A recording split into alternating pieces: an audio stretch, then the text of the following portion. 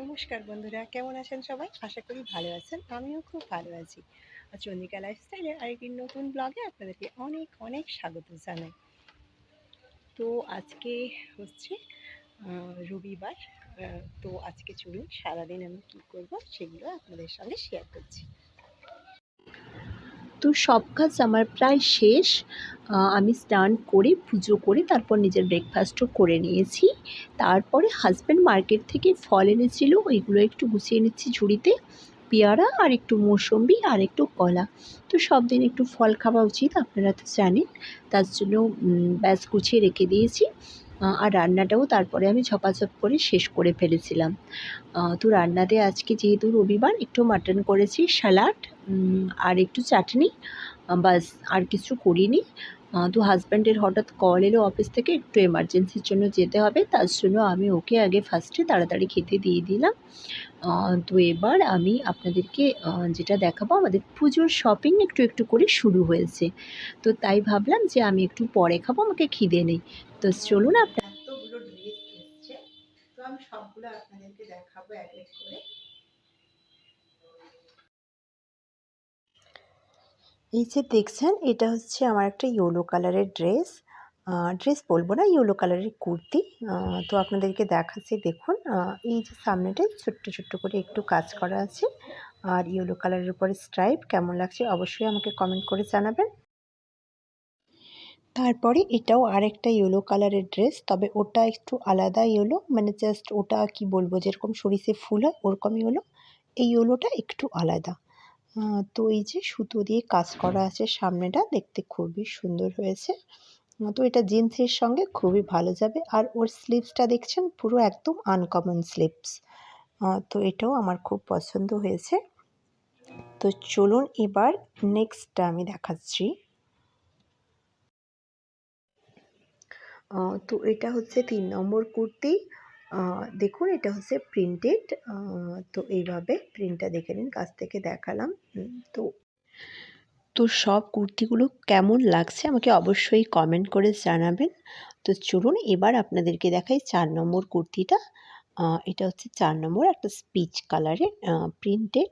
তবে এইটা আমাকে, এই যে আমার যত ড্রেসগুলো দেখছেন, তো এগুলো আমি এই জন্য নিয়েছি, দুর্গাপূজার সময় প্রতিদিন সকালে স্নান সেরে যেহেতু পুজো করতে হয়, তো নতুন একটা ড্রেস পরতে হয়। তো সকালের টাইমটায় তো বেশি গডি ড্রেস কোনো পরা যায় না, মানে কোনো গর্জাস ড্রেস। তো তার জন্য হাজব্যান্ড বলল যে সকালে পরার জন্য এইগুলো পরবে তুমি। তার জন্যই হাজব্যান্ড এনে দিয়েছে, আমার কিন্তু জানা ছিল না যে এত ড্রেস আসবে। তো চলুন এবার আপনাদেরকে আমি দেখাচ্ছি ৫ নম্বর ড্রেস। তো এই ৫ নম্বর ড্রেসটা হচ্ছে, এই যে দেখছেন, হোয়াইটের উপরে ব্লু আর স্কাই ব্লুর প্রিন্ট। তো এই প্রিন্টটাও আমাকে বেশ ভালো লেগেছে। তো আপনাদেরকে কেমন লেগেছে অবশ্যই আমাকে একটা কমেন্ট করে জানাবেন। আর এটা হচ্ছে একটা ক্রপ টপ। তো ক্রপ টপ হলে কি হলো, আমাকে কোনো ক্রপ টপই ক্রপ হয় না, কারণ আমার হাইটটা একটু শর্ট হাইট। তার জন্য সব সিম্পল, যে নর্মালি যেমন টপ হয় আমাকে অমনিই হয়। তো চলুন, এই যে কাজগুলো দেখছেন টপটার উপরে, এগুলো কিন্তু সব সুতো দিয়ে কাজ করা, কোনো প্রিন্টেড নয়। তো অবশ্যই কেমন লাগলো সব ড্রেসগুলো আমাকে অবশ্যই একটা কমেন্ট করে জানাবেন। তো চলুন এবার আমি আপনাদেরকে ঝটপট করে দেখিয়ে নিই একটু আমার ছেলের ড্রেসগুলো। তো ওরও এক গাদা ড্রেস এসছে, ওরও ড্রেসের কোনো কমতি নেই। এটা হচ্ছে একটা ইয়েলো, তারপরে এটা আছে একটা হোয়াইট কালারের, এটাও খুব সুন্দর। এটার সামনে এরকম বুলেটের ইয়ে আছে। এটা তো আমার খুবই সুন্দর লেগেছে। দেখো, এটা এরকম। তো আমার নেক্সটটা দেখাই। নেক্সট হচ্ছে একটা এমনি আর্মি প্রিন্টের একটা শার্ট। তো খুবই ভালো লেগেছে এটা।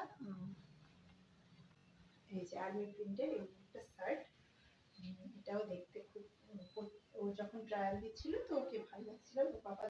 আর এটা একটা নর্মাল এমনি জাস্ট টি শার্ট। তো ওটা আনা হয়েছে, কিন্তু হয়েছে কি, ওকে অনেকটাই বড় হয়ে গেছে। তো এটা বোধহয় আমার ভাগ্যে আছে। তো চলো, সব দেখানো হয়ে গেল। আর যেটা বাকি আছে, আমার হাজব্যান্ডের কিছু ড্রেস। এবার দেখিয়ে নিই। ছেলেদের ড্রেস তেমন কিছু দেখানোর থাকে না, একটা প্যান্ট আর এটা একটা ইয়েলো কালারের একটা টি শার্ট, আর ওর ব্ল্যাক কালারের ড্রেসগুলো সব বেশ কালার হয়ে গেছে, তার জন্য একটা ব্ল্যাক নিতে বলেছিলাম। এরকম ব্ল্যাক কালারের একটা শর্ট স্লিভ একটা শার্ট, আর এটা হচ্ছে একটা ফুল স্লিভ ওই ব্ল্যাক কালারের। তো চলো, মোটামুটি আমার সব তোমাদেরকে দেখানো শেষ, এবার খাবো।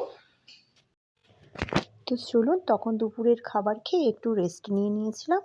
তারপর হাজব্যান্ডও চলে এসছে, আর হাজব্যান্ড চা খাবে বললো, তার জন্য ছেলেও বাড়িতে আছে।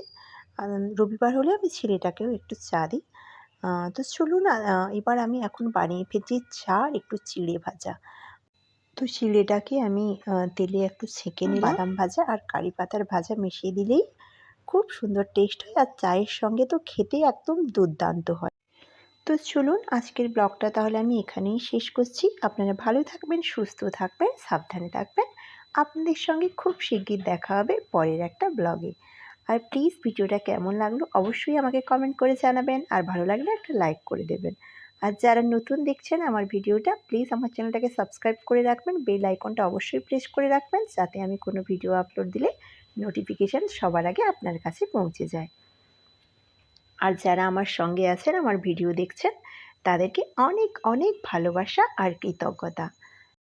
আশা রাখবো আপনারা এইভাবেই আমার কাছে থাকবেন আর নিজের করে নেবেন। আর আমার অবশ্যই কোনো ভুল ত্রুটি হলে আমাকে প্লিজ ধরিয়ে দেবেন আর আমার কাছে থাকবেন, এই আশা রাখবো।